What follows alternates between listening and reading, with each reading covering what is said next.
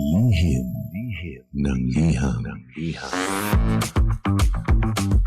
Ang pinakamakulit na girlfriend mo sa balat ng radyo. Isang magandang morning sa inyong lahat! Ako pa rin po nag-iisang girlfriend mo sa radio. My name is Lindsay. Makulit pero may puso, handang makinig sa mga kwento mo. Alam mo, feeling ko kailangan mo na siyang iwan kasi it doesn't make sense. Ang kwento sa lihim ng liham.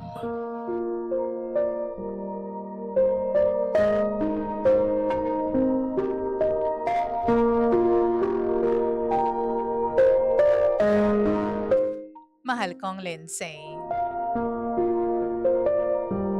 Ako nga po pala si Gracie.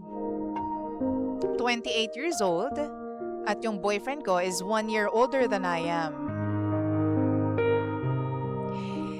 Honestly, hindi ko po alam kung maikli lang ba ang pasensya ko or kung valid ba ang feelings ko after all these years. We've known each other since first year college, DJ Lindsay. Sa halos 8 taon na kaming magkaibigan bago po naging officially together kami. Sobrang close po namin to the point na kabisado na namin ang moods ng isa't isa. Habits, pati family dynamics ng isa't isa, alam na namin. Actually, DJ Lindsay, super close rin ako sa family niya. Madalas akong nasa bahay nila even before naging kami. Sumasama ako sa birthdays, family outings, Sunday lunches. Yung nanay niya pa minsan yung nag-aaya sa akin. Minsan nagmamall kaming dalawa ng mama niya kahit wala siya.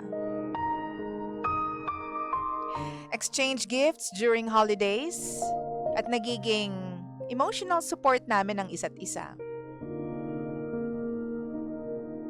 There was even a time na nakitira ako sa kanila temporarily dahil mas malapit sa internship ko yung place nila. Noon, pakiramdam ko, parte talaga ako ng kanilang pamilya. And then, eventually, umamin siya sa akin. We started dating. Siguro mga 3 taon na po yung nakakaraan. Akala ko magiging natural lang lahat after that.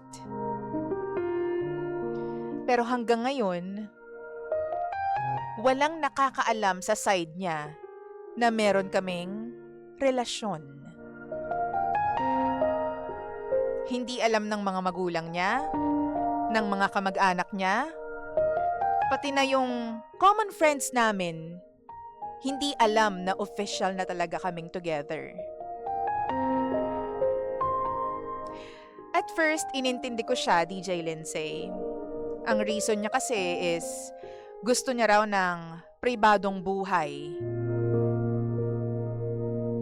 Ayaw niya raw ng maraming nakikisawsaw dahil sa ganung paraan daw, mas tumatagal daw ang tahimik na relationship. Okay naman po sa akin yung private. Pero habang tumatagal, parang pakiramdam ko po, tinatago ako. One experience talaga yung hindi ko makalimutan. 2 years ago, nasa coffee shop kami near our subdivision. Tawa kami ng tawa. Kwentuhan. Sobrang okay talaga ng mood namin noon. Then nung naglakad na kami sa labas, hinawakan ko sandali yung kamay niya. Tapos bigla siyang nagpanik. As in, binitawan niya talaga yung kamay ko. Tapos lumayo siya sa akin na parang hindi niya ako kilala. Na para bang hindi niya ako girlfriend. Naiwan akong naguguluhan sa sidewalk habang mabilis siyang naglakad palayo. After ilang minutes, tumawag siya sa akin. Ang sabi niya, may nakakita daw sa amin nearby. Kaya natakot siyang makita kaming magkahawak kamay. Sobrang liit na bagay lang nun, DJ Lindsay. Pero grabe naman yung hiya niya. At grabe din yung sakit na naramdaman ko that time. Tinatago ako at alam kong hindi ko deserve yon. Hindi naman ako nagwala, hindi rin ako nakipag-away. Pero hanggang ngayon, dala ko pa rin yung pakiramdam na ayaw akong ipakilala kahit kanino. Inopen up ko rin sa kanya ng ilang beses na nasaktan ako dahil doon sa nangyari. Sabi ko nga sa kanya, habang hindi niya ako kayang ipakilala properly sa buhay niya, hindi ko rin siya ipapakilala sa family ko bilang boyfriend ko. Ang sagot niya lang, go. Naiintindihan ko. Meron naman talaga siyang plano pagdating ng panahon. Pero gusto niya raw muna hintayin na maging stable yung career niya.